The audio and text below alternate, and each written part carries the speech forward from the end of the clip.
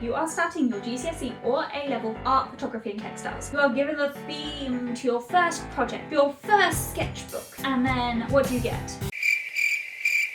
Now, I am going to tell you what art teachers don't. Art teachers, please don't hate me. First of all, we're going to do quick tips. In your sketchbook, highlight and underline keywords because believe it or not, examiners aren't going to take the time to look at your book. Bullet points instead of essays are also your best friend because believe it or not, examiners aren't going to take the time to read fully through your book. Arrows breaking down the images and pointing to directly what you're talking about are also, again, your friend, as examiners aren't going to take the time to read your book. Whoever told you that your book has to look like a masterpiece is wrong. You ready for some ugly pages in sketchbooks? I have a whole page on making scrambled eggs. Why? I can't remember. The information needs to be presentable, not pretty. The subtitle you would probably never ever see in anyone else, Stone versus Egg. Yes, a pretty book can make you feel happier and can make you look better, but the information is what's key. Primary research is an instant top mark. What is primary research? Primary research is research that's first-hand. So, for example, for my costume design degree, I found various historical catalogues and I even was like, this is my primary research page. And look, it's primary research. I made sure I took a picture of every single book so they knew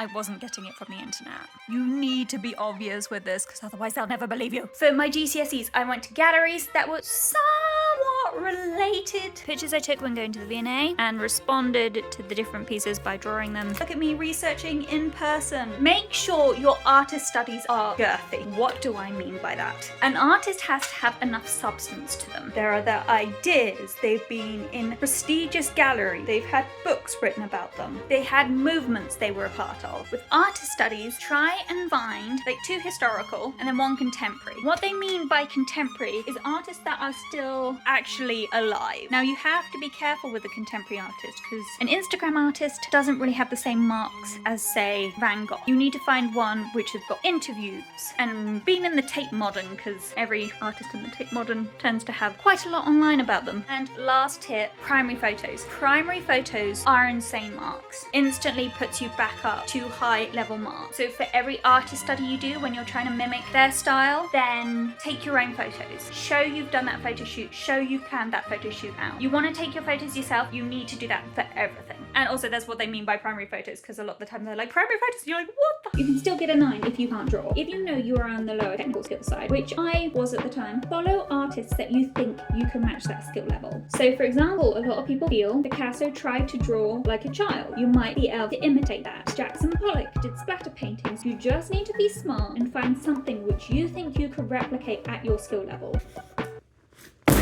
What should your sketchbook look like? And this has gone through trial and error, trust me. First 2 pages, you are exploring the idea. Do a mood board. The next 2 pages should be then a discussion of exploring the ideas. What you like about it, what direction you think you're going to take it. Then, the dreaded statement of intent. What does that mean? And first of all, you don't need to write an essay. You can just have it in bullet points. Statement of intent is saying what you intend to do. So say, I'm going to look at these 3 artists. This is why I'm looking at them because they reflect this in the theme. And then talk about what you expect to get out of it. After looking at these 3 artists, I'm looking to understand the theme more. I'm looking to have a technical skill on how to represent it or the structure or a layout. Talk about what you're expecting to find afterwards. After you've done a statement of intent, it's time to do the artist studies. Now we are going to do 3 artists. The first page should have a paragraph on why you're looking at the artist. This artist is known for depicting visions of death. This is why I'm looking at them because of the ideas, the symbolism, and I'm hoping to get techniques out of this. Then you do the history of the artist. But it is not a biography. This is one of the things they do not tell you. When researching the artist, the history does not matter. The history, I want to know. The simple facts. You're going to have a paragraph. A tiny paragraph. He was born then, he was died, and what artist movement he was a part of. That is the biographical points you need. Actual history of the artist that the teachers want to see, which is anything relating to his actual ideas and his art. We don't care about where he grew up or when he went to school. We care about what he affected his artwork. So say an artist was in a car crash and ever since they've been fascinated with the idea of death. That is an important point to include. There was an artist that struggled with mental health and that is reflected in his painting. paintings. How do you research an artist? They say don't use Wikipedia, but they don't say what else they mean. Researching an artist, you want to look, see if there's any books. These are considered a higher, I can't get the book back in. These are considered higher valid research than online because these have been tailored and edited. Now, if you're using a book, take a picture of it to prove you read it. Sounds stupid, but otherwise they don't believe you. And then also just underneath write the title and the author. Then another way to research is through Google Scholar. This will come up with like research papers. Those are the super high tier, I'm professional research. They are not going to read or look at the things without you saying like, hey, I'm a genius because I looked at primary research and it's an actual antique book. If you don't tell them that, they're not going to know. After we've done the bit of history and the research, we then take some of his pictures. Now you want to take at least 3 of his pictures and then do your best attempt at recreating those images, painting yourself in that medium. At the bottom of the page, you can have a little technique box. Now the technique box is basically take a small bit of those paintings, try it in watercolor, acrylic, oil, pencil, pastels, and then talk about like, I feel this adds motion or some vague thing. After that, make sure you review all the work you've done. Technical skill wise, review it. You accurately recreated his work. Do you think you found a better way? Then you want to evaluate the idea. I think I expressed the idea of death really well recreating this. You can see it used with this. Or I think I have an understanding after drawing his artwork that the line strokes indicate his passion or something like that. And then you want to say, I've looked at this artist and I've learned this. So I feel if I look at this artist next, I will learn more about this. You want to try and link the 2 artists you're looking at. I'm going to compare the artists very quickly, just in a couple of lines of saying, well, this character is like more traditional, this guy breaks the mold and he shows death this way. I'm talking a lot about death, but I'm thinking about Vanitas. It's in my brain. You want to try and link them and show where your idea is traveling through your book. Now, once you have done the 3 artist studies, you are going to write another statement of intent. Yay! You're basically going to talk about what you've learned from all the artists. You're going to talk about what you're taking from each other. You are going to be, I like the layout and the composition from this artist. I like the colors from this artist. I like the line work and the direction. I need to combine it to make my final piece. But you're nowhere near the final piece yet. You're just going to be exploring what you've learned. And you need to write this in your statement. I want to try and combine all these styles, or I want to try and combining all these elements. For this, I'm going to have to explore how to represent it in my own way. Double page of your own experiments. Sometimes you can do like 4 pages depending how much you want to try. Go out and do your own photo shoot. Even if it's pretty shitty, it also helps if you put a thing out saying like, hey, here's how I planned the photo shoot. This is what I want to get from it. Looks like you've been preparing for it. Once you've got the photos, you're going to try copying the artist styles into your own photos. You're going to talk about the struggles with that. You are going to show how you tried improving, what issues you have with it. You need to create another mood board of all the work you've done so far, of all the elements you want to include. Talk about what you want to express in your final piece. What is the idea you want to express? Doing your final piece, you need to show the skills you're building for it.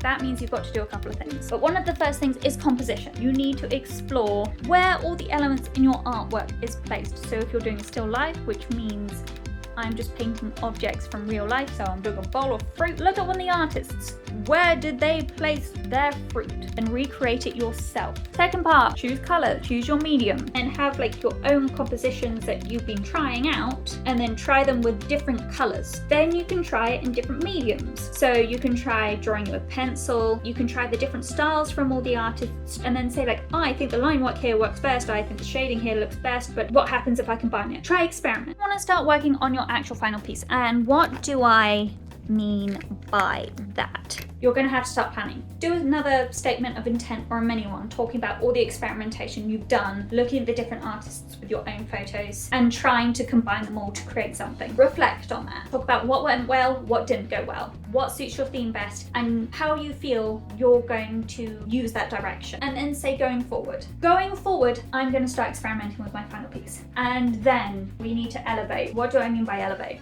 Final pieces are tricky. You may think it's just fine to paint on a piece of canvas. No. If you want to get those really high marks, you need to think about even how it's displayed and looked at. Easiest way I can tell you to do that is to make an installation.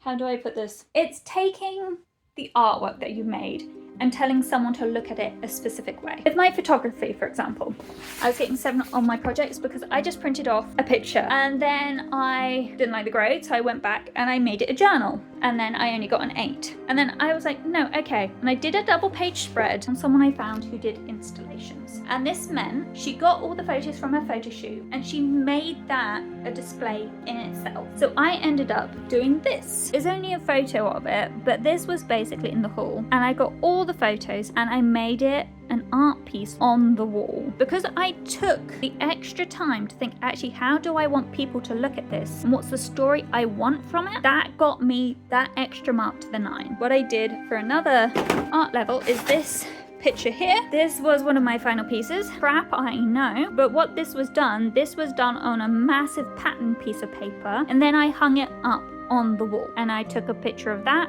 and that's what the examiner had to mark. Instead of just the final piece and the technique in it, is how you choose to view it. Now, installations are quite hard to do, and sometimes it's like, well, I haven't looked at any artists that have done installations. I've just looked at the pictures. Well, there's one thing you can do. You can look at previous exhibitions of the artist's work. How did different galleries display it? What pictures did they put it next to? And try and recreate that. One really simple thing to do. Get a corner of the room there. What you want to do is be like, at this art exhibition in London, they had this piece next to this piece because it was showing the themes of death. So I'm going to do 2 pieces and I'm going to have it on a corner of a room. Then the themes reflect each other, and then mount it on one corner of the room and the other corner of the room and take a picture and be like, this is how it should be viewed. Play around with how you display it. You can take photos of it in different areas. Be like, what does it look like if it's on the floor or on the ceiling?